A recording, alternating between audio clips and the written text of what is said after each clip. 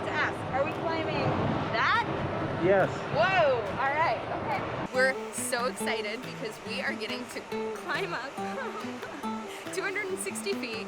I'm already tired thinking about this. Up into this aviation control tower. So this is the original one from World War II. You might have seen the Pearl Harbor movies. It's a classic right there. Look at that beauty. Oh my gosh. Whoa, it's big. 260 feet. Let's start climbing, huh? Oh, we should note, it's currently, right now, as of today when we're doing this, not open for public tours, but it will be really soon, so you can always check the Aviation Museum website to see when it's up and running. And we got Dave giving us a tour. Hi, Dave.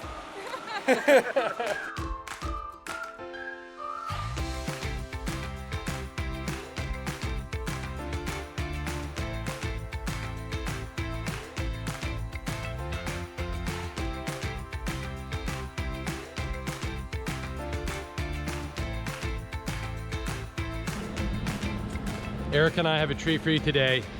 A lot of people visit Pearl Harbor, they go to the memorial, pay their respects. I gotta say, you gotta stay and learn the history of World War II and the Pearl Harbor Air Raid. No better place to do that than the Pearl Harbor Aviation Museum over on Ford Island. Hi, I'm Jordan from the Hawaii Vacation Guide, and Eric and I are gonna show you all the sights to see at this amazing living museum. I don't know how well you can see it, but those bullet holes up there are from the Pearl Harbor Air Raid. Yeah, we still got them. A little time capsule history over here. So when tours open up, they'll have an elevator that can hold 3 people to go up. 4 people, tour guides included. This does not work right now, so we got the stairs. Oh, yes.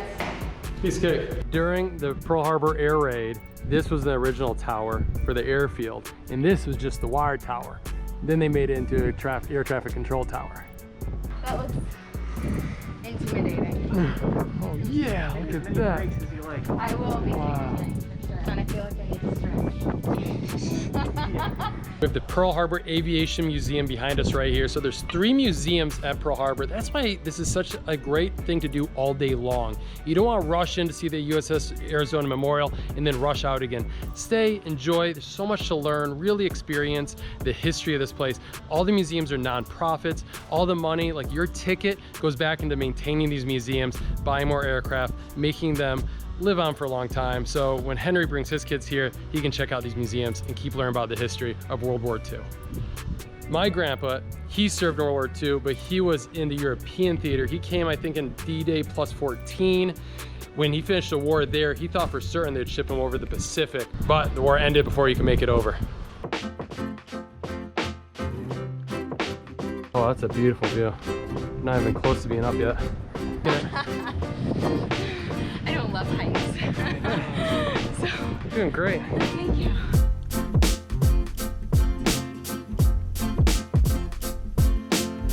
This is a fun climb. It just keeps going on and on. You have no fear of heights. It feels so sturdy. You guys did a great job rebuilding it. Yeah. It's not bouncing around at all in this wind.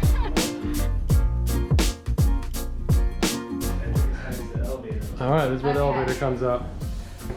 Oh man. Woo! Beautiful. Oh, cool. Still under construction, waiting for the elevator to open up. But this is gonna be something to come out and see. Just the view alone from up here is beautiful. Take the elevator when they got it open.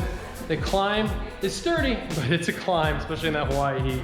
They'll go over the attack run. We're here at 37. Okay. Most of the airplanes came from this direction over there. And torpedo bombers came down this alleyway. Ah. Far in. It's like a straight line. Battleship. You imagine almost like 200 airplanes zipping, buzzing around right now. No. Over your head. This is the control tower. Oh. And this is an explosion from where a bomb dropped, and it's about 4 times the size of the control tower. So try to visualize, like, you know, like up here, you're looking like, oh my gosh, look how high the water is shooting from that giant explosion. All right, it'll be open hopefully in 2 to 4 months. Permits pending. Erica's stretching before we go back down. And everyone can come out here and see when it's all done. Once Dave and his team get to work on this place. So what's so nice about getting up on top of the air traffic control tower is that you can really visualize the air raid on Pearl Harbor. And that's why it's so nice. When this opens up, Dave says they're only going to be able to get 100 people a day up here. So it's going to be a real treat for those who can make it up. Well, welcome to the Pearl Harbor Aviation Museum. We're getting a tour by Eric today. He's going to show us around, show us all the history on the air raid and more of it. The first aircraft that we have here here is the Mitsubishi A6M0 fighter. And this was the primary fighter aircraft in World War II for the Japanese Imperial Navy. And that's where the fuel tanks are, right around there in the wings. And for their fuel tanks, they just had a big metal tank in there without any protection for it. So if you ever got a bullet up through the wings, you might have some sparking by a fuel source. You blow up right then and there. That's why in the movies and documentaries, whenever you see a Zero going down, it's always going down to a big, massive, flaming fireball. That regularly happened to these if they got shot through the wings.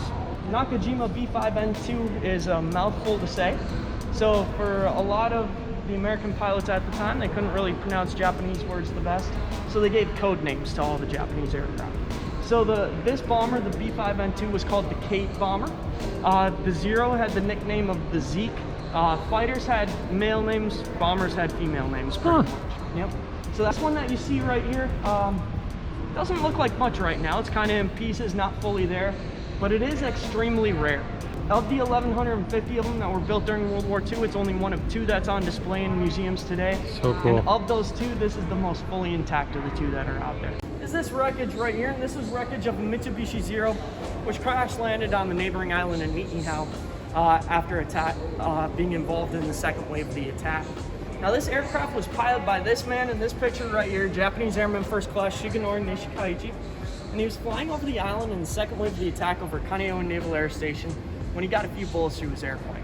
Now, it didn't blow up right then, but he was leaking a little bit of fuel, and he knew he wouldn't be able to make it back to his aircraft carrier, so he remembered his orders that morning that if you were damaged over target here and you couldn't make it 230 miles north, take the shorter flight to a flat, dry lake bed on the island of Niihau there, land, one of the submarines will come pick you up and take you home in a couple of days.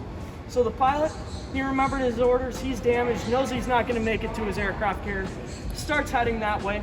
But little did the Imperial fleet know that the Robinson family, the owners of that island, in 1938, went out and picked up that tractor right over there, and they started cutting up that lake bed in a tic-tac-toe type fashion with 4-foot deep ditches, so it couldn't be used as an airfield anymore. Oops. Now that whole project went on from 1938 till July of 1941. So we have our pilot here, Nishikaichi, flying this way, expecting to find a flat, dry lake bed on an uninhabited island. But as he gets close to it, the first thing he sees is that lake bed.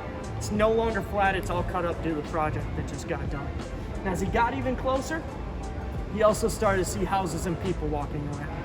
It's not an uninhabited island. There were about 250 people living there at the time, but it's already too late. He's already committed. He goes in and crash lands his plane and knocks himself out on his instrument panel. Now at this time, a couple of locals come up, open up his cockpit, take away his pistol and papers for their own protection. Nurse him back to consciousness, and what do they do for him that night? Well, they basically threw him a giant dinner luau that night as a guest on their island. Now the next morning after this was done, the radio on the island was repaired, and they started getting bits and pieces of what was going on the island of Oahu here in Pearl Harbor from the day before. And at this time, they decided to put the pilot under house arrest pretty much. But during that time, he was able to walk around. He was able to get back to the aircraft and burn the body of it to get rid of any secret stuff. Standard practice of the Imperial fleet to destroy a Zero if it ever went down. So that's what happened to the body of the aircraft. But he was put under house arrest, and the locals used the help of this man right here, Yoshio Harada, as an interpreter. He's one of two other Japanese speakers on the island, so they used him to converse with the pilot. And at one point, these two were left alone together, and they talked with each other, and he convinced him to go help break into somebody else's house to find his pistol and papers once again. Wait. He convinced Yep. These two were talking, and then they wound up going in. They found his pistol, didn't find his papers, but they also found a shotgun for their own protection. And later on, they took several people on the island captive. Wow. Now, two of these people are this guy right here, Ben Kanahele, and another one was his wife, Ella. Now, these two probably really didn't like being held captive at all, like most people wouldn't. So at one point, Mr. Kanahele here decides to rush at the pilot to overtake him. But what's the pilot decide to do? He pulled out his pistol and he shot him 3 times. Once in the chest, once in the stomach, and once in the leg. But being a small caliber pistol didn't slow him down too much at all. Kept rushing at the pilot, eventually got to him, wrestled with each other a little bit. He picks the pilot up and throws him against a rock wall, knocking him out yet again. And to finish off the pilot's life, this guy's wife Ella, probably a little upset about her husband being shot 3 times, picked up a large rock and just smashed it right into the pilot's Don't head. mess with the Hawaiians. Yep. Don't mess with the And Hawaiian that's man and his wife. Yeah. And that's the end result of one of the first land battles for the United States in World War II. And the end result, of course, is the pilot here, he lost his life, either due to the rock to the skull or being thrown against a rock wall. We don't know which one actually did him in, but I like the rock to the head story a little bit better. Mr. Kanehalei here did survive all 3 wounds he received, and he's one of the few civilians in U.S. military history to receive the Purple Heart for those 3 wounds as well. And I believe it was, I know he got it, but I believe his wife got it as well, but they received the Medal of Merit from the U.S. government, one of the higher civilian awards you could get for taking out the pilot. And Mr. Harada up here decided to take that shotgun, turned it on himself, and took his own life. Now the reason we tell this story over here, as I mentioned before, is this wreckage right here is what remains of that Zero that he crash landed on. A lot of history right there. Wow.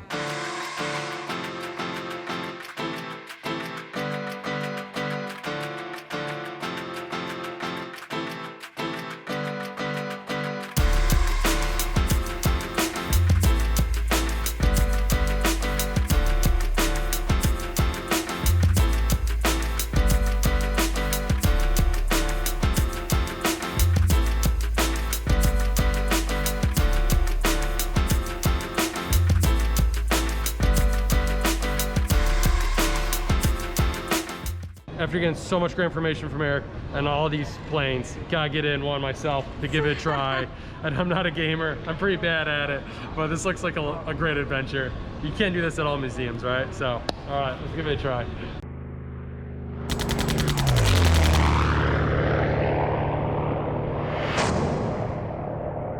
Here we go.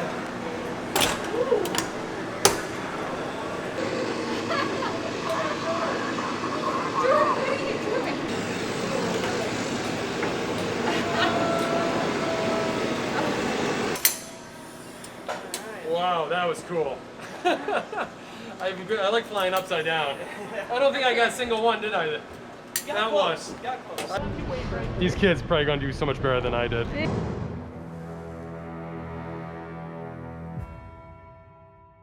At the museum, it's the only air-conditioned cafe in the whole Pearl Harbor facility. They even got beer here, they got wine, they got Gatorade, they got snacks. It's just a nice little place to take a break and get back out there and learn. We're gonna go check out another hangar right now full of planes and lots of history. Come along. So tour's not over, there's one hangar and we got another hangar. Don't skip this when you come in. Hello. We're here in this hangar to check out more aircraft, but what we're gonna do first is actually kind of forget about airplanes for a little bit. I'm gonna have you turn and look up at those windows there. And what you see in those windows are a couple of small holes, and those holes are remaining bullet holes from the December 7th attack in 1941. So that's a remaining piece of history and a reminder of the attack. This is the TBM Avenger. This is an AT-6 Texan. This is the advanced training aircraft of World War II. This F-14 Tomcat right here, your Top Gun movie aircraft. There we go. That right there is a C-47. This right here is our B-17 Flying Fortress. It's a pretty special B-17. Of the ones on display in museums today, it's I believe the second oldest one on display. Our restoration team is all volunteer work pretty much. They paint them up, clean them up, fix them up. And it all happens right here, huh? Yep.